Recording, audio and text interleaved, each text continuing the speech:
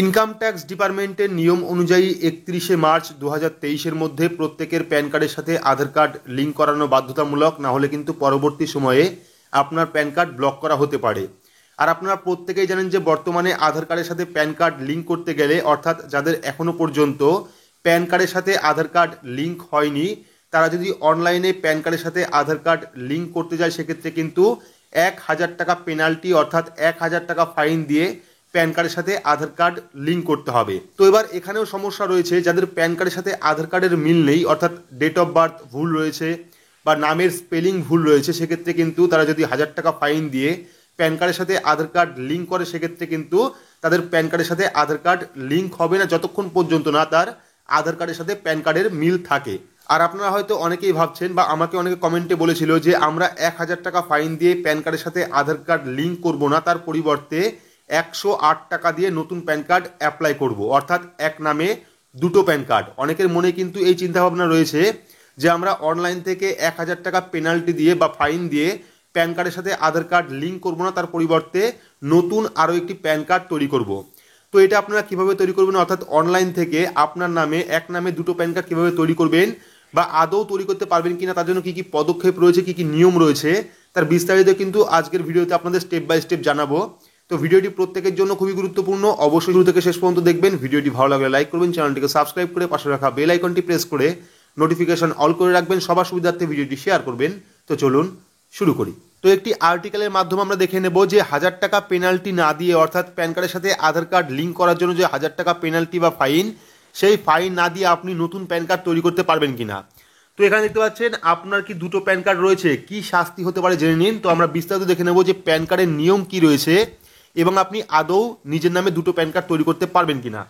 তো এখানে দেখুন, পার্মানেন্ট অ্যাকাউন্ট নাম্বার বা প্যান একটি ইউনিক নাম্বার। প্রত্যেক আয়কর দাতার ক্ষেত্রে প্যান থাকা বাধ্যতামূলক, তবে কারো নামে একাধিক প্যান কার্ড থাকলে বিপদের এক শেষ।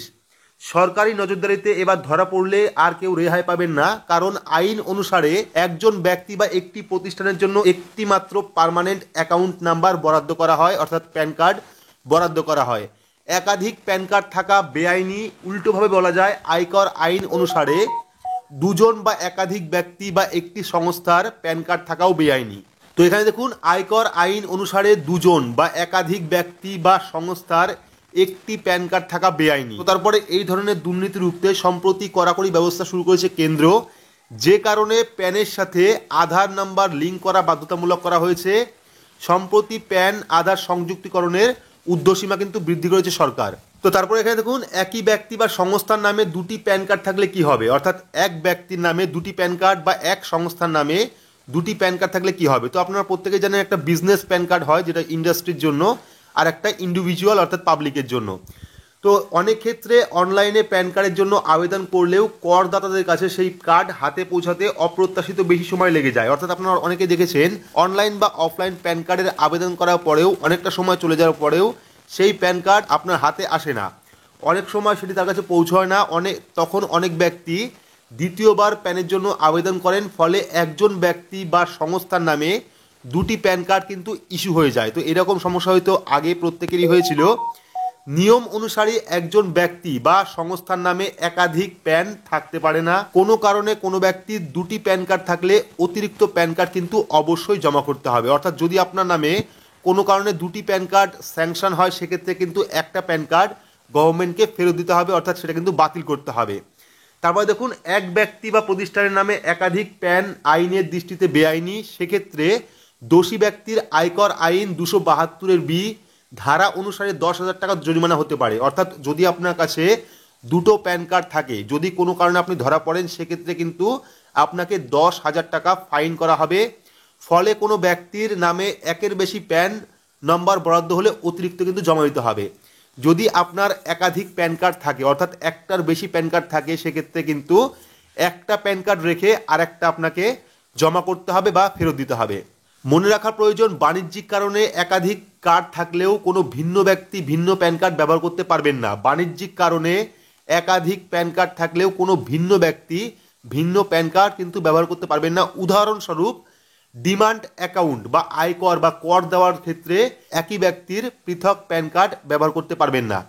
তো উদাহরণস্বরূপ কি বলা হয়েছে, ডিমান্ড অ্যাকাউন্ট, আয়কর বা কর দেওয়ার ক্ষেত্রে একই ব্যক্তির পৃথক কার্ড ব্যবহার করতে পারবেন না, অর্থাৎ প্যান কার্ড কিন্তু ব্যবহার করতে পারবেন না একই ব্যক্তি দুরকম প্যান কার্ড।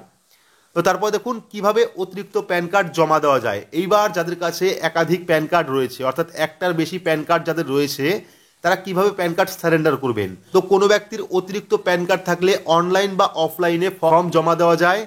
প্যান কার্ড সংশোধন বা প্যান কার্ড জমা দেওয়ার ফর্ম একটি। অনলাইনে আবেদনের ক্ষেত্রে এনএসডিএল এর অফিসিয়াল ওয়েবসাইট থেকে request for pan card or change or correction pan card data form download করে প্রিন্ট করে নিতে হবে, সেটি পূরণ করে কোনো এনএসডিএল অফিসে কিন্তু জমা দেওয়া যাবে। তাহলে কিন্তু আপনার যে প্যান কার্ড, সেই প্যান কার্ডটা কিন্তু সারেন্ডার হয়ে যাবে।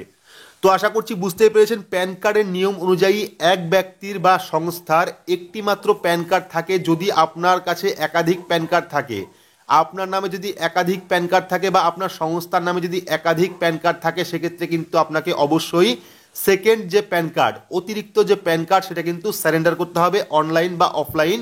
সেই পদ্ধতি আপনাদের দেখালাম। তো এবার যারা যারা প্রশ্ন করেছিলেন বা যাদের মনে রয়েছে আমরা প্যান কার্ডের সাথে আধার কার্ড লিঙ্ক করার জন্য 1000 টাকা ফাইন দেবো না, দ্বিতীয় আরও একটি প্যান কার্ড তৈরি করব, সেক্ষেত্রে কিন্তু তারা কোনোভাবেই দ্বিতীয় প্যান কার্ড অ্যাপ্লাই করতে পারবেন না। পারবেন, কিন্তু যদি ধরা পড়েন সেক্ষেত্রে কিন্তু 10,000 টাকা জরিমানা এবং 5 বছরের জেল আপনার হতে পারে। তো আপনারা ভুলেও চেষ্টা করবেন না যে দ্বিতীয় প্যান কার্ড তৈরি করার জন্য। যারা যারা এখনও পর্যন্ত প্যান কার্ডের সাথে আধার কার্ড লিঙ্ক করাননি, 31 তারিখের আগে অবশ্যই 1000 টাকা পেনাল্টি বা ফাইন দিয়ে অনলাইন বা অফলাইনের মাধ্যমে প্যান কার্ডের সাথে আধার কার্ড লিঙ্ক করিয়ে নেবেন। তো আশা করছি সম্পূর্ণ বিস্তারিত বোঝাতে পেরেছি যে প্যান কার্ডে কী কী নিয়ম রয়েছে, এক ব্যক্তি কতগুলি প্যান কার্ড তৈরি করতে পারে, প্যান কার্ড তৈরি করলে কোন কোন সমস্যা হতে পারে, বা একটি সংস্থার নামে কতগুলি প্যান কার্ড থাকতে পারে, বা আপনার কাছে অতিরিক্ত প্যান কার্ড থাকলে পরে আপনি সেই প্যান কার্ড সারেন্ডার কিভাবে করবেন। তো ভিডিওটি আপনাদের কেমন লাগলো অবশ্যই কমেন্ট বক্সে কমেন্ট করে জানাবেন। ভিডিওটি ভালো লাগলে লাইক করবেন, চ্যানেলটিকে সাবস্ক্রাইব করে পাশে রাখা বেল আইকনটি প্রেস করে নোটিফিকেশন অল করে রাখবেন, সবার সুবিধার্থে ভিডিওটি শেয়ার করবেন। তো আজকের মতো এইটুকুই, ধন্যবাদ।